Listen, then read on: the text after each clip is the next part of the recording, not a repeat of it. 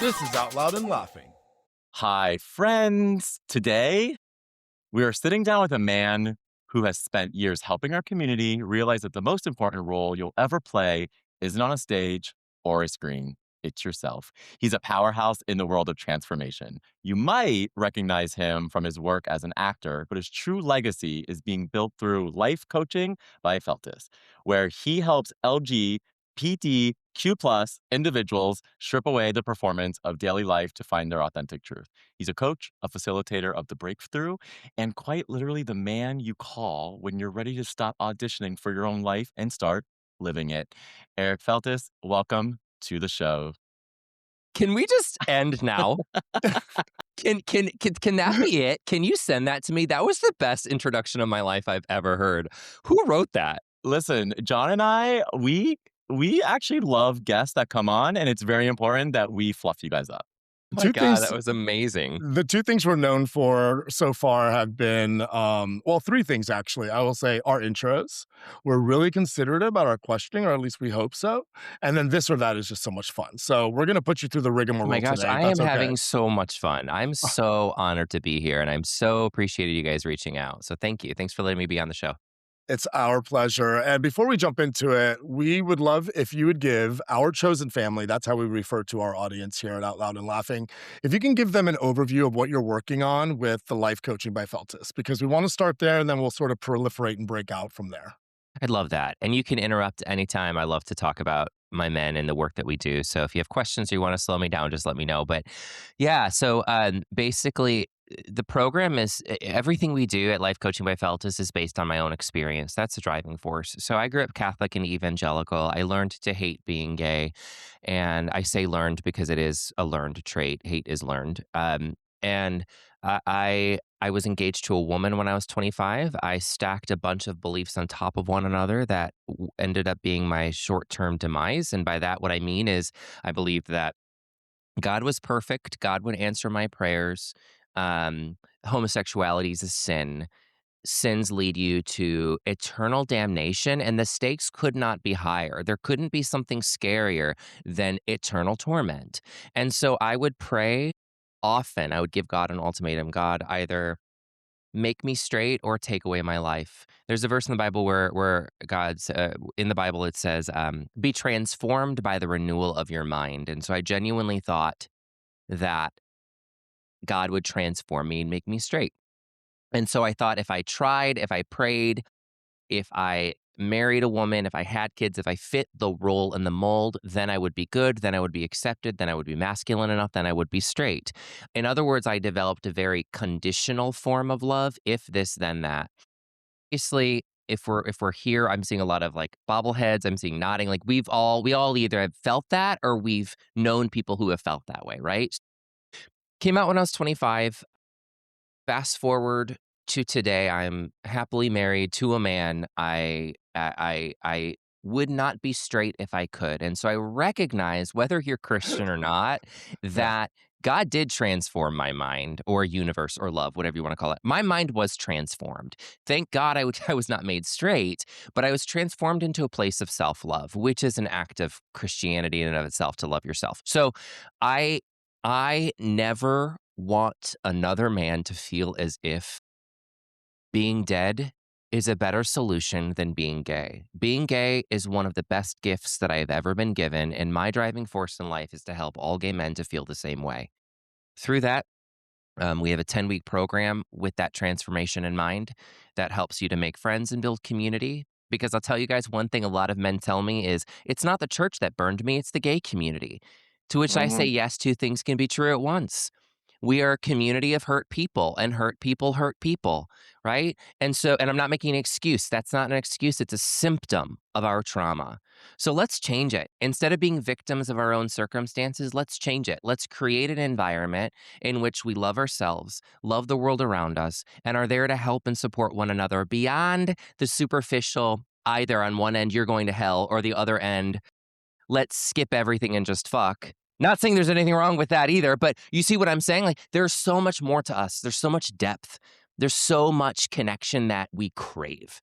And so I want to create an environment where other men feel that way and feel safe to be who they are, be called to a place of courage. And additionally, I want to give men the tools to become resilient to that shame so that they don't just tolerate who they are, but rather love and accept and celebrate who they are. So that's what we do at Life Coaching by Feltus. Well, you have a very full plate, and we love the work that you're doing. It's funny when you're talking. So John and I were also raised very Catholic, so we identify with everything that you're saying.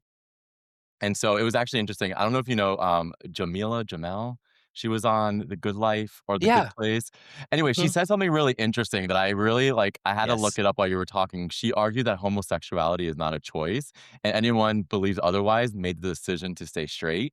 And I was just like, that's so profound, and probably a lot of the work with people that you're talking to, where those that are scared to come out just say, "Oh, it's a choice." Well, yeah, For you, it is a choice. And you know what? It is a choice. It is a choice. yeah. I can choose to be authentic or I can choose to reject a gift that was given to me, and I choose acceptance. And our community is so good at masking, and we're so good at wearing that because it's how, to your point, it's how we learned to exist. I know we're about to go into this, so I'm Mm. just validating. Yeah. Yeah.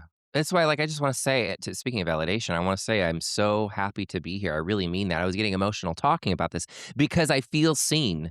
I was just in the DMs with someone who fit that mold of someone that's telling me I'm a sin, I am a slave to Satan, were the words he used. And then he goes, and I kid you not, he goes, "Don't get me wrong, I've sucked a dick, bro." And I was like, "Oh, it makes so much more sense. You are Mhm. projecting your own self-hatred onto me." So to go from that to a room of other men who are like, "I want to hear what you have to say. I want to support you. I want to uplift you," and having me do the same for you is such a blessing. I can't emphasize that enough.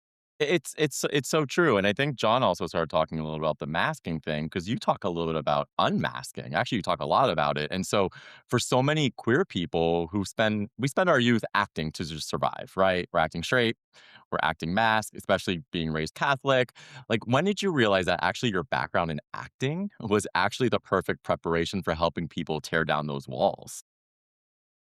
I love that question. I'm gonna say it to me slower so I hear it fully. Yeah, when did you realize that your background in acting was Mm. actually the perfect preparation for helping people tear down those walls? Oh, I love that. Anytime I hear a question about when did you realize, Mm, so often, more often than not, my mind goes to, well, when did you realize you were awake this morning? There wasn't really a moment. It's similar to when people say, like, we've all gotten this question, when did you realize you were gay? I'm like, well, there was a moment in the underwear aisle at Target that definitely there's definitely a moment of watching what's uh-huh. his name as Robin in Batman and Chris, what's his name? Chris. Oh, yes, yes, Christopher but he had the Robin? bulge. He had the bulge. The bald, and he had, the rubber nipples and not Christopher Robins.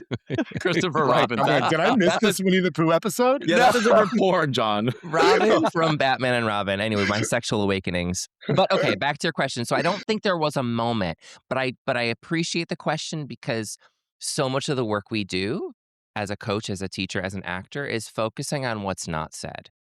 We've all seen bad performances where they skip the white parts of the page and they just focus on the black text. There's so much done in that white space on the page as an actor. There's so much that's not said. So, can I kind of focus as almost like a director slash coach on what's not being said? Um, I don't think that answers your question, but I do think the question itself points to the importance of everything I've done up to this point helps me to be the best actor. I'm also a former teacher. I'm a Spanish and a theater teacher. And so I'm huge in experiential learning. I can tell you that being gay is a gift, but why would you believe me? I would rather use teaching skills, experiential learning, Socratic method in order to ask you questions to guide you there, right?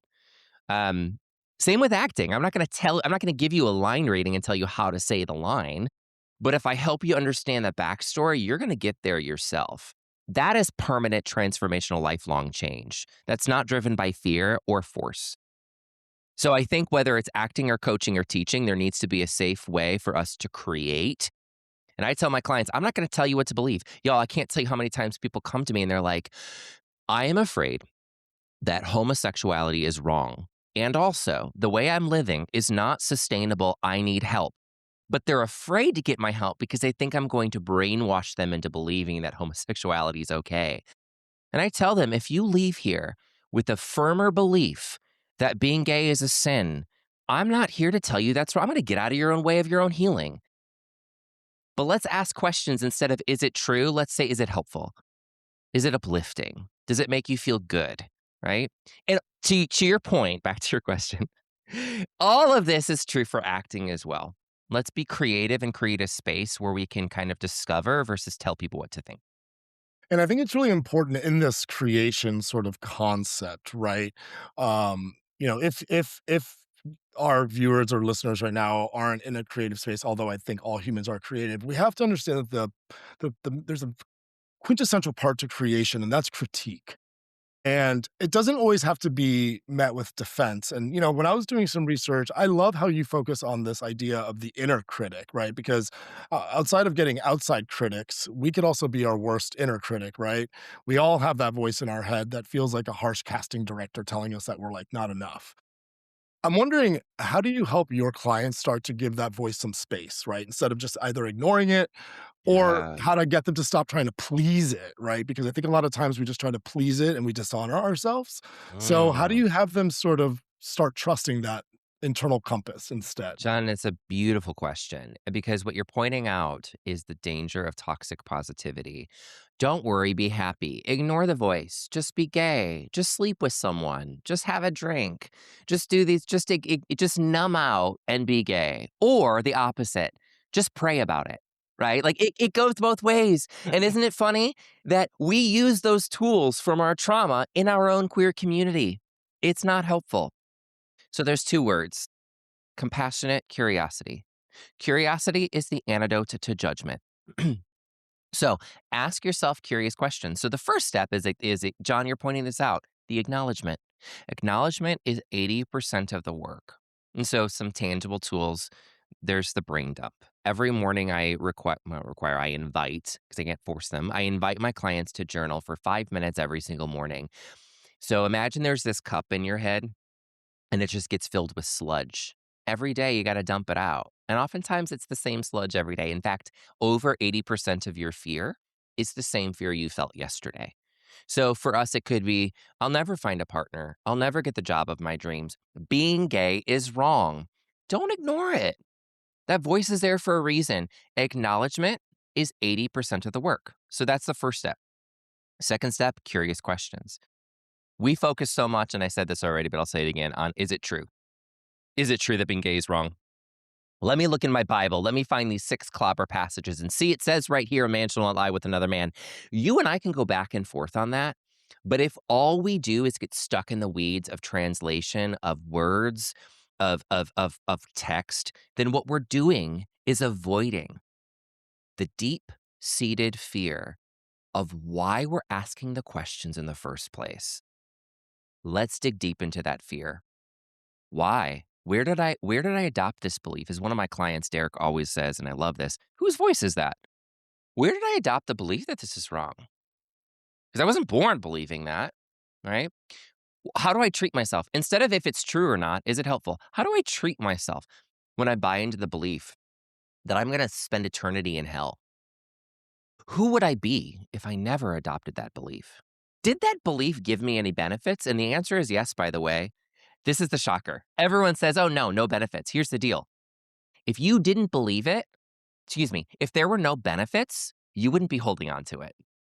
So maybe entertain the belief that maybe you believe that homosexuality is a one-way ticket to hell because it kept you in line, because it kept you from getting shoved into a locker and called a faggot. Because for me, it prevented me from getting more food thrown at my face. If I masked up, if I believed it was wrong, I was more accepted at church. Mhm. The last thing a child wants to do is be different. So let's acknowledge there are benefits, and also at the same time, because two things are true at once, that maybe it's not serving us anymore. So now we're open to different possibilities. Is there a different belief, like a costume that I can try on? What happens if I spend one day believing that homosexuality is a gift? How would that change? And then, like an engineer, can I review the data versus telling myself what to believe? I love your approach on all of this because it reminds me of something that this is gonna sound so funny, that I read on my oat milk this morning, on my box of oat milk while I was making my coffee. It literally said on the side panel, "Meet questions with questions." And I sat there and I thought about it.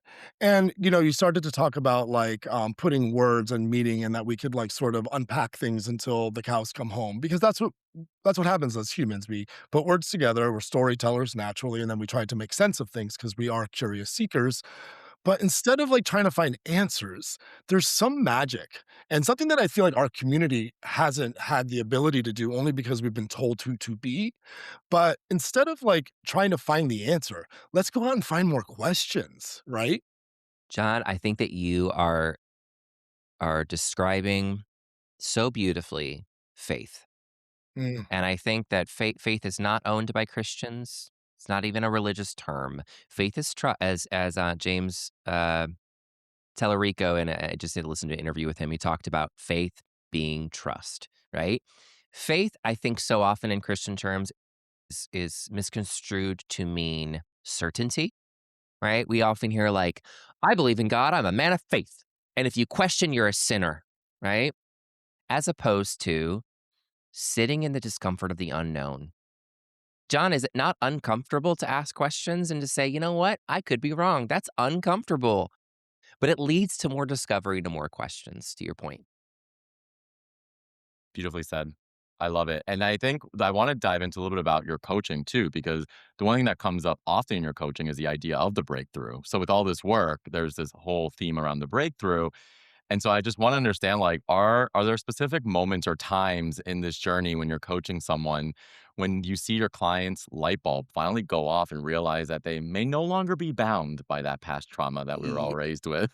Yes. And, we were talking about how, like, you don't remember when you woke up in yeah. the morning. However, sometimes if you're lying next to someone, you see when they wake up. Like, as an outsider, I have the gift of of witnessing those light bulb moments, and It's so beautiful. I do call them light bulb moments. It's so funny you said that. I say that the light just went on in your eyes. Yeah. And Wow. sometimes that happens between our calls. Like, it's not always, like, in the moment necessarily, but I'm thinking of Brandon, who was one of my first clients about 4.5 years ago. My ego kept telling me, "He doesn't like me." It had nothing to do with me, but there was a wall up, and the light was not as bright as it is now. You don't know it until you see the opposite, you see the shift. But I realize now there was walls up. He didn't know how to trust another gay man, right? He had just come out of the closet. He was scared. We've all been there, right? And so now I see photos of him, and now, like, he's not my client anymore, but at some point in time in our work together, I remember seeing this glisten. That's the best way, you guys, I can describe it, is like it's just this light in your eyes that wasn't there before. It's a sign of hope and groundedness. It is the most rewarding and most beautiful thing I can see as a coach because I know that there's life there that wasn't there. It's really interesting. I love this metaphor about the light going off, the light bulb. Because what it signifies to me is sort of like this understanding versus this intention to avoid the feeling, understanding the value of pulling that acceptance in, um, so that externally we start to with the confidence and all these things, we can self-validate, right? And that leads me into sort of this next idea about the, gay resume, quote unquote, right? Because Mhm. I think as gay people, men, women, trans, however you identify, we often feel this pressure to be like the most successful person, the most fit, the most put together. You can almost sort of like consolidate them into external controls, right? Anything that we can make up for being different. So, Yes. how do you coach someone to find value in their messiness rather than just what is perceived to be their achievements? God, I love that question too because perfectionism is what I'm hearing. Yeah. And perfectionism is incredibly pervasive in the queer community. And so often when I have a consultation with someone before they become a client, um, we'll talk about all spokes on the wheel of life. So we'll talk about your sex life, your dating life, your or lack thereof, whatever, right? And we'll talk about your job and your career. And so often men are like, "Oh no, I'm so confident at work," and I'm like, "Of course you were. You were probably a really good student in school, weren't you?" And they're like, "How did you know?" It's like, because I am you, because that was me, because we learn what people want very early in life. This is why English teachers love us, because we are rule followers. Again, there's always exceptions. We're not a monolith, right? But we learn conditional love. If we do this, we will be approved of. So we learn how to code switch for survival. We learn how to perform in order to be liked. And so we just do more of that performance in order to get approved of and validated in order to, unfortunately, avoid that intolerable belief that there's something deeper down. Because those same men come home and they take the title of teacher off or of whatever their job is. They take that off and then they're like, well, what am I? It's 5 p.m. on a Friday and I have no sense of belonging. If I were to go to a gay bar, I wouldn't know what to do because no one gave me a script. I wrote and it starred in a short film with my friend Mindy once. It's called Off Book, and I in the scene in this the short film, I walk up on a first date with her, and he was not this character was not gay, but I sit down with a script. I'm like, I don't do improv. You need to follow this script, and I think that's a very beautiful metaphor for what so much of us experience. Because what you're saying, John, is I don't care about your actions. I want to hear about your being. How do you simply be? So to answer your question, what do I do? How do we eliminate perfectionism? It's gonna sound like a broken record.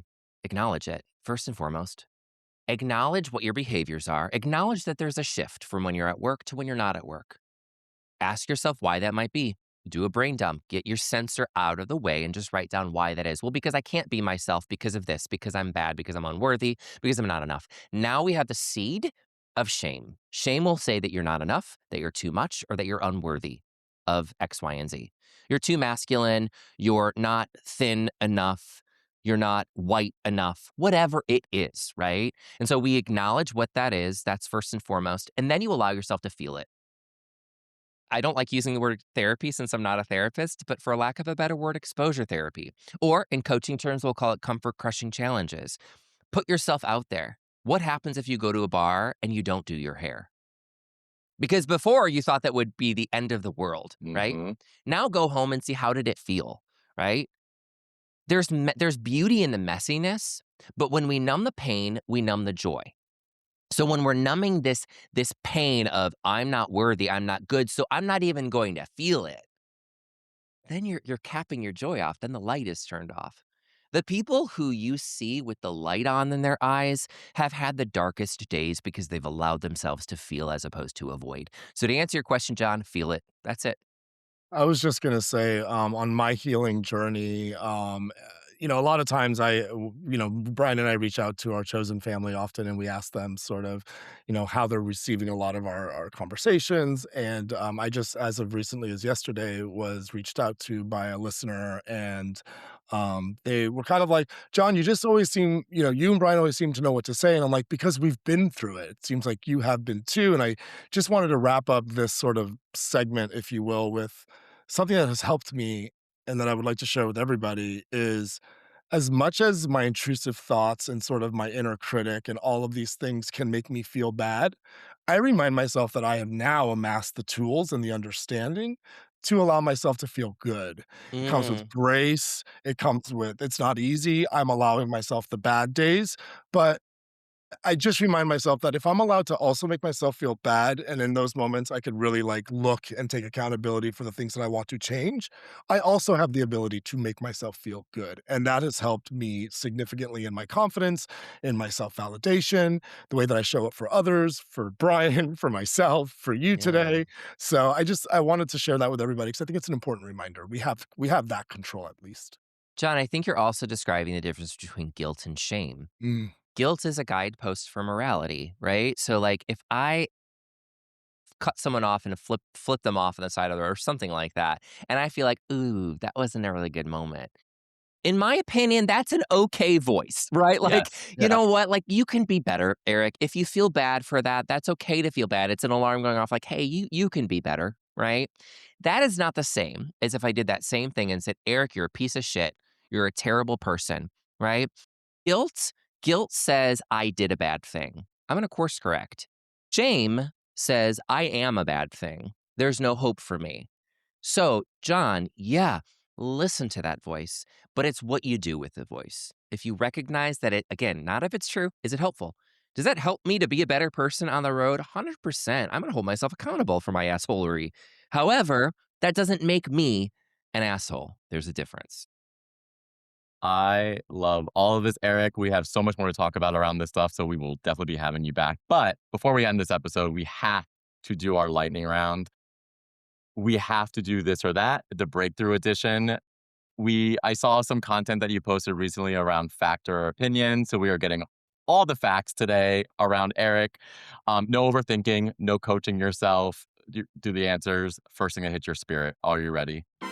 It's time for another round of this or that, the unhinged get to know you game. Cool. Okay. Scruff or no scruff? Scruff. I've actually never been on Scruff, but Scruff. It could be a hairy man. You never know. Yeah, it's Well, how you yeah. take it. I say yes. Yes. I played yes. Should it exist in the world? Yes.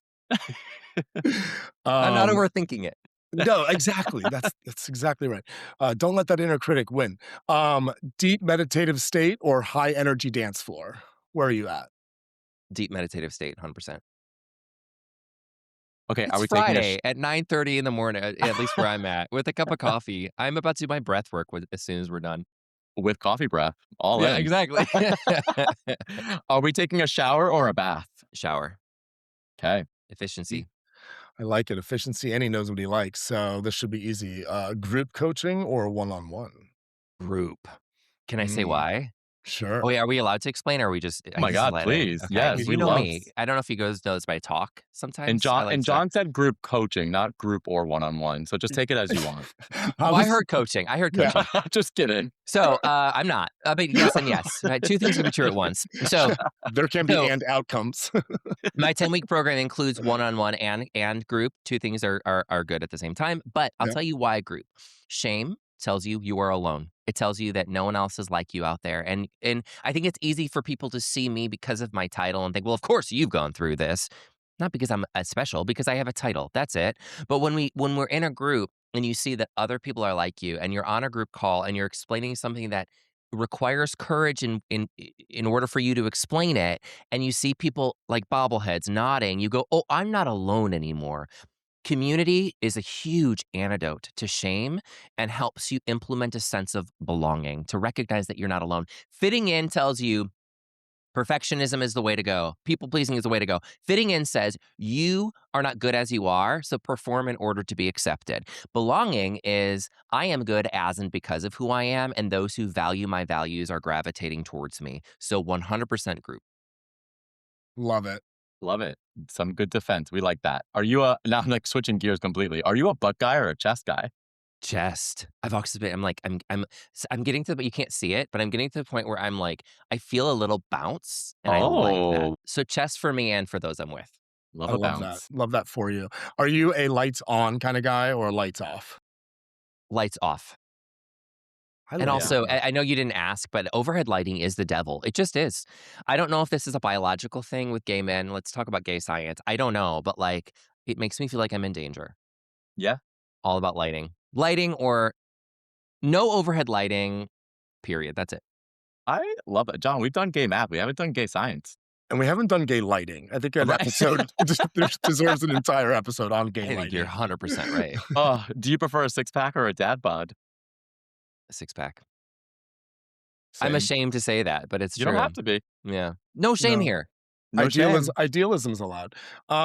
So you said you've never been on Scruff, but I imagine you've been on some apps. So are Mhm. you meeting on apps or are you meeting in the wild?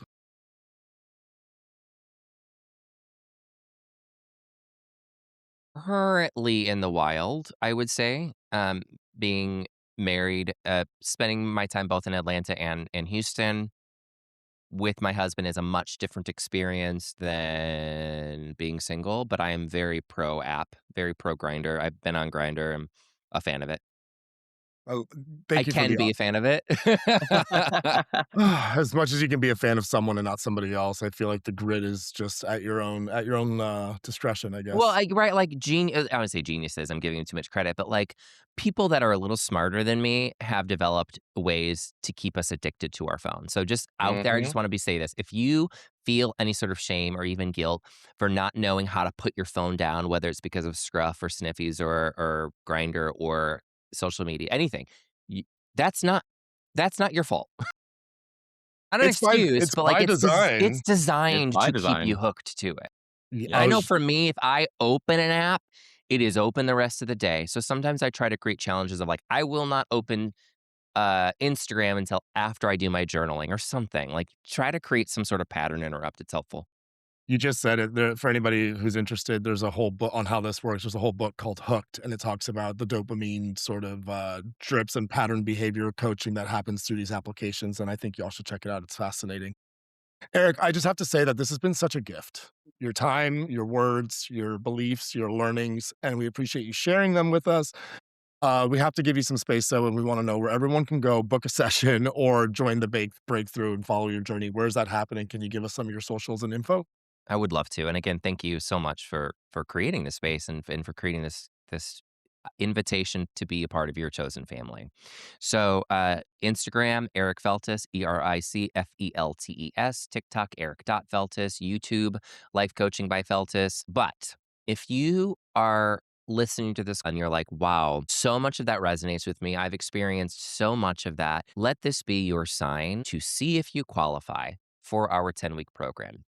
All you got to do, and I can give you the link for this, but it's just Life Coaching by Feltus/get started. Mhm. You pick a time, it's an hour-long consultation with me. You apply for the call. So we're going to see if you qualify first. Why? Why is it exclusive? The reason it's exclusive is because it's an hour of my time that I'm giving you, happily giving you. But I don't want to waste your time if you're not right for this work, period. Mhm. I'm not right for everyone. And I'm going to, in my opinion, I think that's the best way to go, right? I'm not going to waste your time and try to sell you something that's not right for you. Why? Because it's my name too.